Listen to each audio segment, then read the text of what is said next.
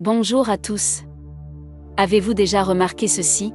Nous ne remettons presque jamais en question ce que l'on ne connaît pas? Et à contrario, nous doutons souvent de ce qui nous est familier.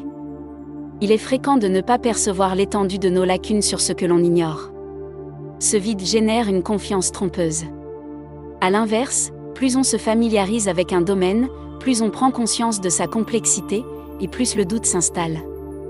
Voici pourquoi environ 80% des gens vous diront avec une certitude absolue que la Terre est ronde, que la théorie du Big Bang est exacte et que l'expansion de l'univers n'est plus à discuter.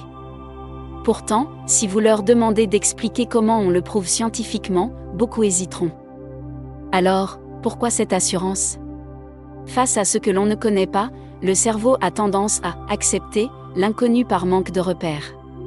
C'est une forme de soumission intellectuelle par défaut.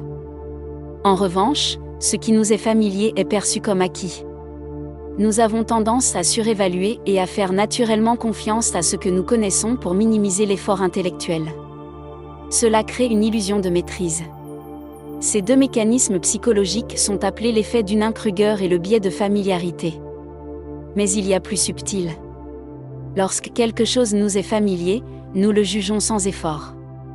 Le sentiment de sécurité qui en découle nous empêche de creuser plus loin. Ceci est renforcé par ce que les psychologues appellent l'illusion de vérité. À force d'entendre une information, même sans la vérifier, notre cerveau finit par la valider simplement parce qu'elle lui est devenue familière. La répétition remplace la preuve. Ce mécanisme cognitif montre que la simple exposition à un stimulus nous rend plus enclins à l'apprécier et à lui faire confiance, parfois de manière totalement irrationnelle. C'est ainsi que des rumeurs ou des idées reçues s'installent durablement, non pas parce qu'elles sont vraies, mais parce qu'elles sont connues. Face à ce qui nous est inconnu ou précaire, l'esprit a deux réactions. Soit il le rejette par peur, soit il l'accepte par manque de points de repère pour le critiquer.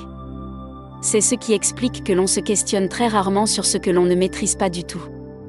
Mais attention, une fois qu'une croyance est installée, un autre gardien se met en place, le biais de confirmation. Dès que nous pensons savoir, notre cerveau filtre activement la réalité. Il va chercher tout ce qui confirme notre idée et ignorer tout ce qui la contredit. La fameuse courbe de Dunning-Kruger illustre parfaitement ce cheminement. Au début, on ne sait pas que l'on ne sait pas, c'est la confiance aveugle, le pic de l'ignorance. Puis, on apprend un peu, et on prend conscience de la réalité et de la complexité, c'est là que le doute apparaît, la vallée de l'humilité. Enfin, si on persévère, on acquiert une vraie compétence, et la confiance revient, mais une confiance justifiée cette fois. Le problème, c'est que la plupart des gens restent bloqués à la première étape, protégés par leur biais de familiarité et leur biais de confirmation. Comme on ne peut pas connaître tous les domaines, on est tous confrontés à l'utilisation de ces biais cognitifs. Nous les activons chaque jour, souvent sans le vouloir. Alors, que faire ? Comment éviter que ces mécanismes ne nous ferment la porte à de nouvelles connaissances ou ne renforcent nos croyances envers des idées erronées? La solution tient en 3 mots, humilité, curiosité, vérification. L'humilité intellectuelle, acceptez que ce que vous tenez pour acquis puisse être incomplet. Dites-vous, je connais ce sujet par ouï-dire, mais est-ce que je le comprends vraiment? La curiosité active, face à une certitude, posez-vous la question, pourquoi est-ce vrai? Et surtout, qu'est-ce qui pourrait prouver que c'est faux? C'est le seul moyen de sortir du biais de confirmation. La vérification, ne vous contentez pas de la familiarité. Une information n'est pas vraie parce qu'elle est répétée souvent, mais parce qu'elle est prouvée.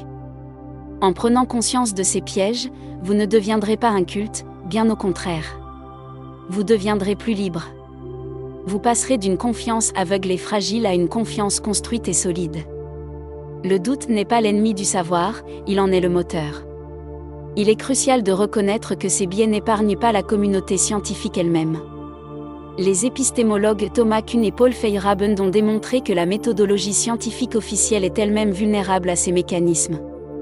Ainsi, l'humilité que nous prônons n'est pas seulement individuelle, elle doit être collective, rappelant à la science qu'elle n'est pas à l'abri de ses propres biais cognitifs. Merci de votre attention.